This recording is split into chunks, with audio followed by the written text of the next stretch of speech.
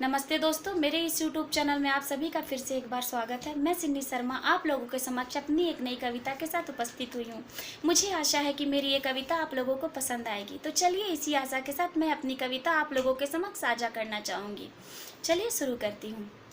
मजदूर। लोग जाति धर्म मंदिर मस्जिद पर तो जाने कितने प्रश्न उठाते हैं।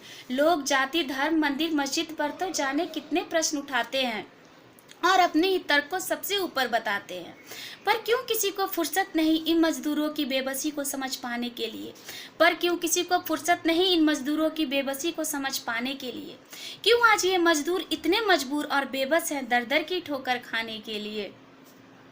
रही है कोई बड़ी बात तभी तो आज ये बेबस है वहां जाने के लिए जहां से वो बाहर निकले थे 2 वक्त की रोटी कमाने के लिए और अपने परिवार को चलाने के लिए। पर कहाँ इस देश को फुर्सत है इनको समझ पाने के लिए।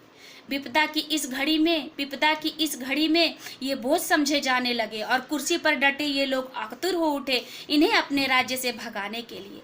पुलिस वालों को भी दे दी इजाजत इन पर डंडे चलाने के लिए। पर मैं पूछती हूँ क्यों क्यों ना फुर्सत के 2 पल निकाल लिए होते, इनके दिल का हाल जान लिए होते। गर होती मानवता तनिक भी तो इनके नंगे पैरों के छाले, फटे हुए बटुए, लुढ़के हुए अनाज के बर्तन, इनकी हालत बिना कुछ कहे इनके दर्द बयां कर जाते। पर कहाँ किसी को फुर्सत है इनको समझ पाने के लिए। ट्रेन की पटरी पर कटे मजदूरों के शरीर, सूखी गिरी हुई रोटियां, ट्रकों से गिर के मरे मजदूर और रोते बिलखते उनके बच्चे चिक चिक कर अपना इंसाफ मांगते हैं और अपने देश से अपनी औकात पूछते हैं। पर कुछ निर्मम निर्मोही देश के रक्षक बन भक्षक करने वाले इन्हें चोर डाकू भी बुलाते हैं। जी हाँ दोस्तों, इन्हें चोर डाकू भी बुलाते हैं और बेतुकी दलीलें पेश करने लग जाते हैं। पर ये टिप्पणीकार ये कैसे भूल जाते हैं जिस कुर्सी पर ये बैठे हैं, जिस महलों जैसे घर में एसी के नीचे ये सोते हैं, वो तमाम वस्तुएं जो इनके ठाट बाट में 4 चांद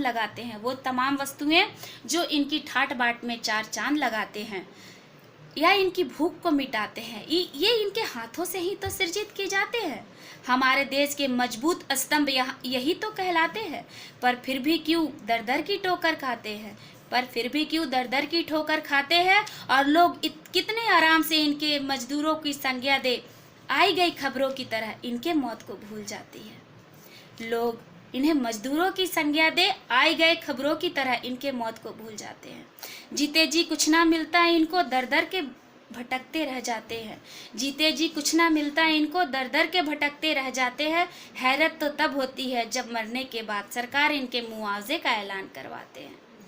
पर सोचो, क्या मरने वाले कभी लौट कर आते हैं? हमारा प्रश्न है कि ये किस बात की सजा पा रहे हैं। अपने घरौंदे में ही तो लौट जाना चाह रहे हैं, जिसकी कीमत ये प्राण देकर चुका रहे हैं। और जो बचे हैं वो डरे सहमे और असहाय नजर आ रहे हैं। रो रो कर अपनी व्यथा सुना रहे हैं। भूखे पेट तपती धूप नंगे पांव जिंदगी की आस लिए अपनी घरौंदों की ओर बढ़ते जा रहे हैं। कुछ तो इसे झेल निकल जा रहे हैं और कुछ टूट कर बिखर जा रहे हैं और टूटते टूटते भारत से भारत की व्यथा सुना रहे हैं। देखो आज ये मजदूर कितने मजबूर नजर आ रहे हैं। जी हाँ दोस्तों, ये प्रश्न हमारा भारत के हर एक नागरिक से है, यहाँ की सरकार से, यहाँ के प्रशासन सभी से है। ये मजदूर वही हैं जो हमारे देश के प्रमुख स्तंभ हैं, जिनके बिना हमारी ज़िंदगी की कल्पना भी नहीं की जा सकती। आज ये कितने मजबूर हैं। रही कोई ज़रूर बहुत ही बड़ी बात होगी तभी तो ये अपने घर बार अपना जहाँ पे ये कमाने के लिए आए थे वो छोड़कर अपने घर की ओर लौटना जाना चाह रहे हैं।